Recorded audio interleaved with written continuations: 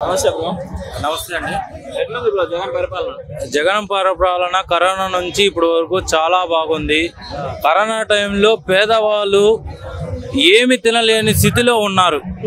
అలాంటిది అతను పైకి లేపి మెల్లమెల్లగా డెవలప్ చేసుకుంటూ వచ్చాడు. ఇప్పుడు వరకు పేదవాళ్ళకి అన్నం పెట్టింది కాక ఇప్పుడు వాళ్ళకి అమ్మ ఒడి కానీ పిల్లలు అసలు స్కూల్కి పంపించలేని స్థితిలో ఉన్నారు. గవర్నమెంట్ స్కూల్లో ఎడ్యుకేషన్ లేదని చాలా ఇబ్బంది పడ్డారు.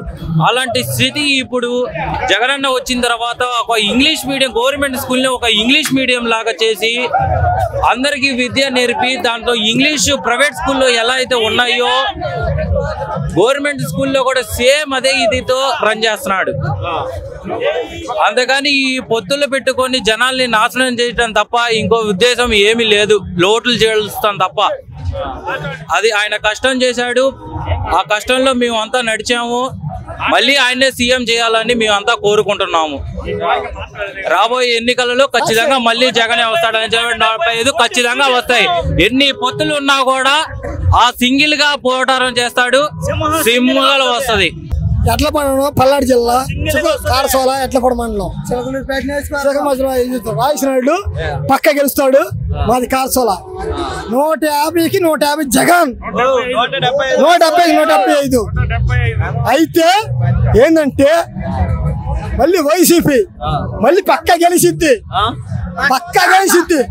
18,000 అమ్మ ఒడి రైతు భరోసా అన్ని చేస్తాడు. జగన్ గెలుస్తున్నాడు చేస్తున్నాడు. మళ్ళీ జగన్ ప్లాట్లు ఇస్తున్నాడు. నీకు నచ్చిన జగన్ పాట ఏంది? నీకు నచ్చిన జగన్ పాట? జగన్ పాట ముఖ్యం. జగన్ అంటే గుండెలో జగన్ కావాలి. జగన్ అన్నా అది పాట. జగన్ ఏడుంటాడు. జగన్ ఉంటాడా? ఎట్లపడ మండలం చిగురుపేటలో పల్నాడు జిల్లా ఎట్లపడ మండలం కార్చోల మాది వెళ్ళి రాజనాడు గెలిపిస్తాం. రజనీ గెలిపించాము. మళ్ళీ రాజనాడు గెలిపిస్తాం.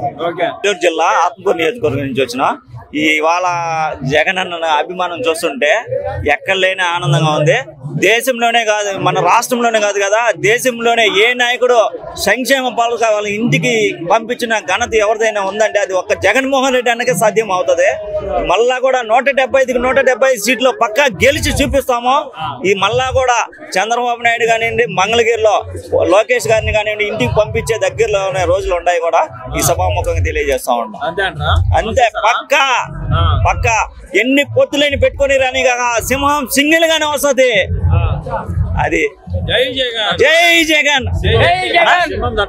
సింహమా మా సింహం దెబ్బకి ఢిల్లీకి పోయి మళ్ళీ బీజేపీ వాళ్ళు కూడా కాలు పట్టుకొని బీజేపీ వాళ్ళకి అడిగి పోయి చంద్రబాబు నాయుడు పవన్ కళ్యాణ్ మళ్ళా పొత్తు పెట్టుకొచ్చినారు. ఒకరు పొత్తు చాలక మళ్ళా దేశం ఎన్ని పార్టీలు ఉండేవా, కాంగ్రెస్ కానివ్వండి, బీజేపీ కానివ్వండి, జనసేన కానివ్వండి, ఎంత మంది వచ్చినా మా జగన్ అన్ననే ఢీ కొట్టే మా జగన్ అన్న ఢీ కొట్టే సత్తా ఈ రాష్ట్రంలోనే కాదు కదా, ఈ దేశంలో ఏ నాయకుడికి కూడా లేదని నేను సభాముఖంగా తెలియజేస్తా ఉన్నా. మీకు ఇష్టమైన జగన్ పాటేదనా? జెండలు జత కట్టడమే మీ అజెండా. రావాలి జగన్, కావాలి జగన్.